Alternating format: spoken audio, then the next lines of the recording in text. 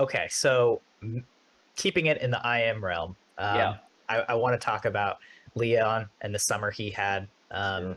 After coming off of his short course season, off his NCAA's, where it kind of comically enough, he broke this long-standing record in the 200 IM, and then the 400 IM, he went really, really fast, but someone else got that record, right? So when you see a short course performance like that, Yeah. obviously it's easy to see him having success in long course, but coming off of NCAA's, what did you do to ensure that that was carried over? Right. Well, first, I'll tell you, you get a laugh out of this. I, I, if there was one thing I was sure of in my life in the past year is that Leon was going to win the 400 IM at NC2A. That was it. I was like, I don't think he's got speed enough for a 100%. 200. Probably can't do he's breath or got it. fly. He is 100% winning that for him. So there's a good life lesson, folks. You actually have to swim and do it. And he came, the best part about Leon is he came up after, and very similar to Michael, he had already got critiqued. He was like, I didn't take it out. And I'm like, no, you didn't. That was it. That was all we needed to know. You got to go for it, right? You can't just wait around for somebody to like be with you. You have to take the race out. But anyway, that was a good lesson for everyone and expectation. But what we did was, you know, he adapted very well to our program in the fall, I felt like, right? And I was very careful in how we approached it. And, one of the things that kind of ties into what we talked about earlier, Yannick, right? I learned so much from training Yannick, particularly after he left, because I had to go back and look at what we did and what I might do differently. And I used all of those lessons with Leon because, frankly, culturally, French swimmers are a little bit different than Americans, right? And I was always so what I did was I made everything um, certainly challenging. But if he met the challenge, I didn't immediately raise it to the next level. I let him kind of stay there for a little bit, and then I would raise it. You kind of get swimmers like Yannick and Michael. They're like machines sometimes. You'll give them something ridiculous, and they'll do it. And you're like, okay, well, let's do this. And some of them can take it, and some of them, even Michael would at some point he would get cranky and not do it, mainly because I was just pushing it so hard. So with Leon, I wanted to make sure it was balanced, and we did all the strokes, and we gave him enough that he would improve, but not so much that he would go over the edge. And I thought that worked quite well. And you saw he swam pretty well unshaved in our invite. I think it was 3:39 or no, what did he get? He went faster than that, 38. But you know, we then went into the NC2A and Pac-12s. Did not really give him any rest for Pac-12s, and then because he was already qualified, and then we just sort of focused on NCAs, and that was successful.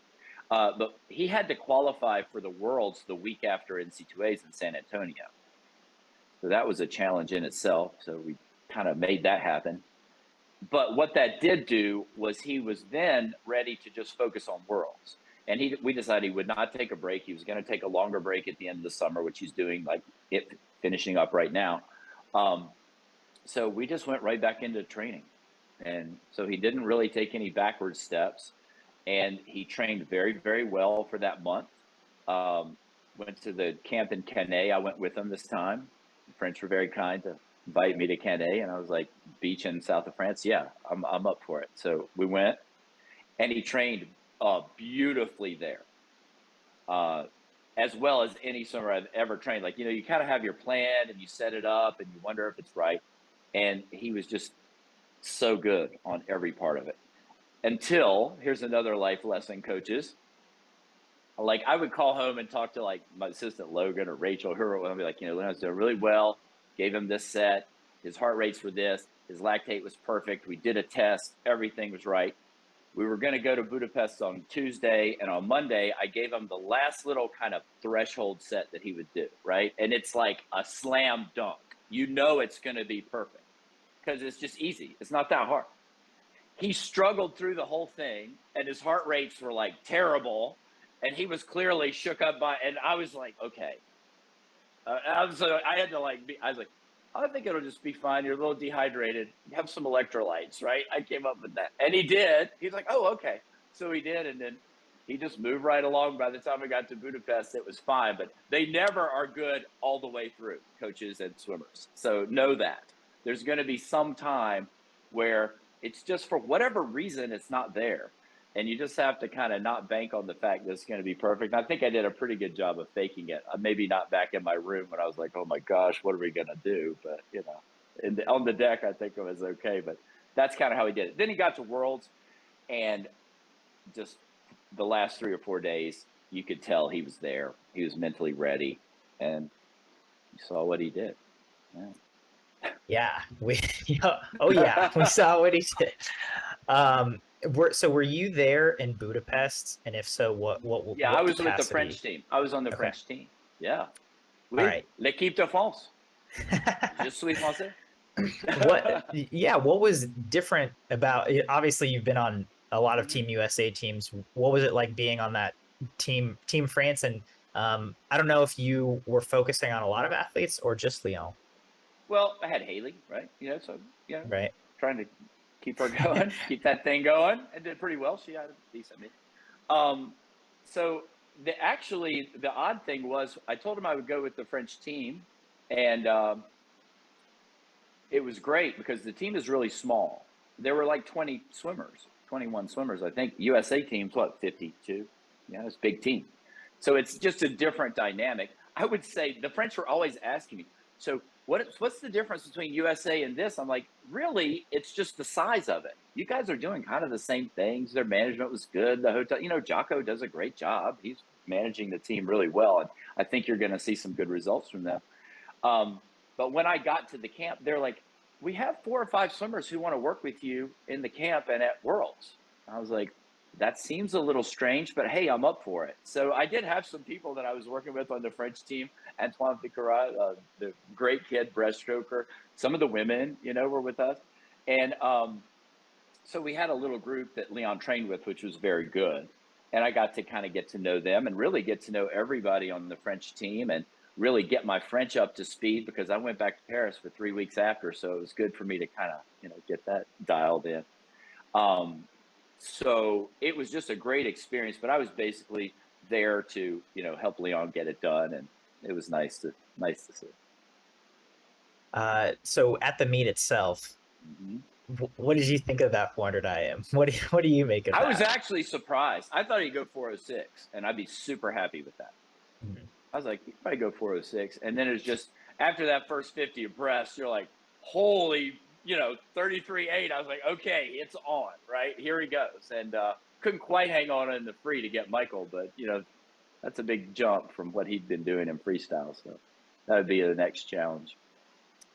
Yeah. How do you challenge him to make that extra half second now? I think, honestly, freestyle, he can improve quite a bit.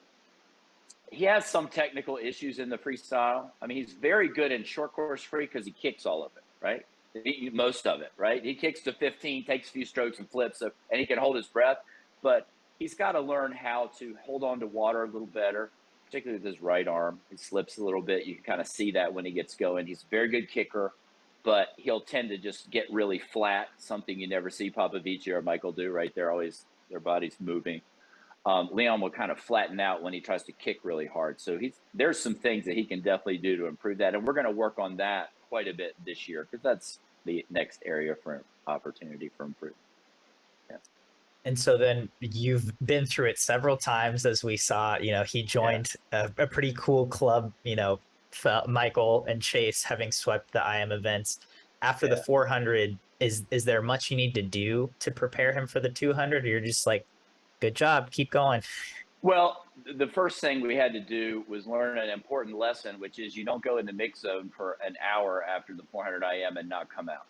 You get 3 minutes. So the French got educated. I had to, step into stern Bob mode and say, okay, come on now. Once we got past that, it was easy. He was ready to go. But he had 2 fly coming up, right? And the next thing that we wanted to look at in that meet was his double of 2 fly 2 IM, which is going to come up, right? He's going to end up doing the final of the 2 fly, and the 200 IM semi was right after. So that was kind of the next challenge, and he was really up for it, and he handled it beautifully. it was as good as any double Michael ever did, right? Went 153.3, came back from 155, pretty short in between. We were able to manage everything in between exactly the way I wanted to. His lactate readings were just perfect on both of them. That was the best part about this thing was, you know, I'm a big proponent of altitude training, but I think it should be done a certain way. And we're doing it to get a metabolic effect, not to kind of change up our venue or anything like that. We're going to get a very specific metabolic effect. And we're there at a certain time before the meet. We come down a certain amount of time, days before the meet. We want to see certain things in training. And it was just right there every time we did the blood testing at the meet. It was insane, actually on a higher level than Michael on some things. It was, so we know that that worked. So we'll try to keep doing that as much as we can. So we got a lot out of that, but it was just kind of fun for me to kind of have somebody swimming that on that high level and do the double and kind of handle that really well. I thought that was good. And then the 2 IM final, he just kind of went for it. Still some things he can do. When I say he went for it, he did the one thing that he'll do that we're going to work on is if he wants to improve something like free, he'll back off the butterfly. I'm like, dude, you're second in the world in butterfly. You don't get beat by 3 people going out in the 200. You know what I mean? Go for it. He's like, well, I wanted to finish really well. I'm like, yeah, well, you did, but you only went 155, whatever, instead of 54 maybe, you know? So he's still learning, but solid swims all around. You can't fault him for that. Maybe it'll be by him. Maybe it'll be by someone else. It feels like the world is kind of finally catching up in that event, particularly. Yeah. What do you think it takes for someone to go 153 in the 200 IM? A hell of a breaststroke, right? It's going to be a really good, because that's the upper area. Leon's area of opportunity is breaststroke, right? You gotta go 31 in breast, right? You know, that would probably put him in the realm. You're going to have really good transitions, underwaters, and you really can't have a weak stroke, right? That's the deal. So that's what it's going to take. I mean, I think we've seen people with the speed to do it. You have to have the endurance to do it as well. So those are all factors. So I think it's going to be from somebody who does a 400 IM. That's just I always feel like it's easier to come down to it than to go up to it. That, especially long course, I would think. Oh yeah. Yeah, for like sure, you said, long course. Yeah. that endurance piece is a big factor. That's interesting that you say breaststroke is his biggest opportunity, though. Because he already does it. Yeah. I mean, I think he can get so much better. He can get so much better in breaststroke. We only found it. You'll also like this one. I told you I was kind of just trying things out all fall, right? So he's on a pretty balanced program. Some days we do some backstroke, some days block fly, some days free, IM, you know, just kind of mixing it up, and not really too heavily leaning on any aspect. Just trying to figure out what he did well in practice, you know, and those kind of things. The main thing we found out was he could kick underwater, which we really had no idea. And then he got really good at that, right? So we kind of did focus on that once we knew. But I was, you know, had seen him do some breaststroke in practice, and not great, just okay, you know, pretty good. Like, I think the best thing he did in practice breaststroke was you guys put up that set Eddie did where they did 4 100s on a minute free and then 650 stroke. You do it like 3 times. Anyway, I just did it, right? And he did breaststroke, and on 50 seconds, he averaged 28, which I thought was pretty good. But I didn't think it was like otherworldly, right? People swim fast in practice. But in January, we were kind of doing our Thursday morning practice, which is long course. We have a single on Thursdays, 10 o'clock. And I wanted to do something suited and fast, just because kind of needed to do that. And I was like, you know, it would be pretty good for Leon to do some breaststroke. So they suited up, warmed up on their own. They suited up, and the set was very, you know, ingenious. It was a 150 from a dive, 100 from a dive, and a 50 from a dive with, like, you know, rest, 10 minutes rest in between or whatever, as much as they needed to kind of work through the group. Genius. And yeah, it was incredible. But on the 150, he was 135.3. Figure that out. And it was kind of like, I remember I'm standing there timing him, and Keenan Robinson was there because he was visiting Haley, and national team people. And he was there for that practice. And I was like, Keenan, this kid is hauling right now. I was like, what is going on?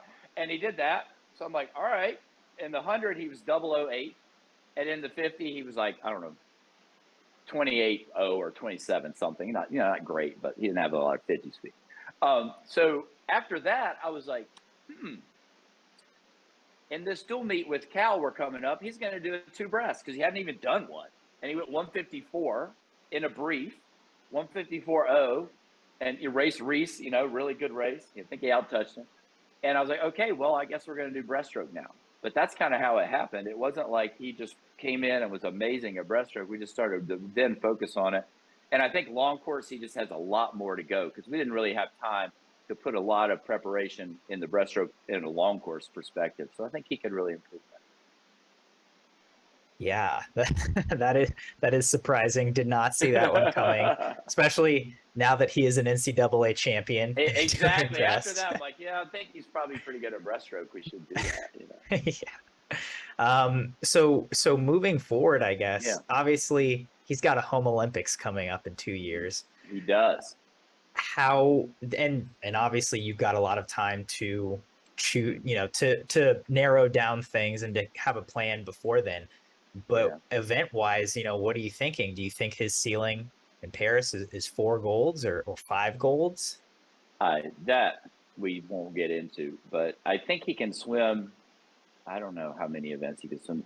What we did, the new Olympic program alleviated the double of 2 IM and 2 fly, but it created one of 2 fly and 2 breasts, which I guess there aren't that many people that do 2 fly and 2 breasts. So that's going to be probably a binary choice, 2 fly or 2 breasts. They're just right together, and they're, prelims are together, semis are together, and the finals are really, I think, close together.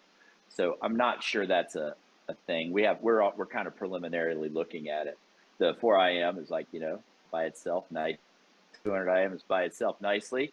And other than that, we just have to kind of look at what we're going to do on the others. But I think he can swim. He'll be competitive in some events. Do you think there's potential for him to be on relays, on France relays? No, definitely. Yeah. Mm-hmm. He kind of didn't do that well in the relays that they put him on. I was a little bit disappointed. We go back to his freestyle.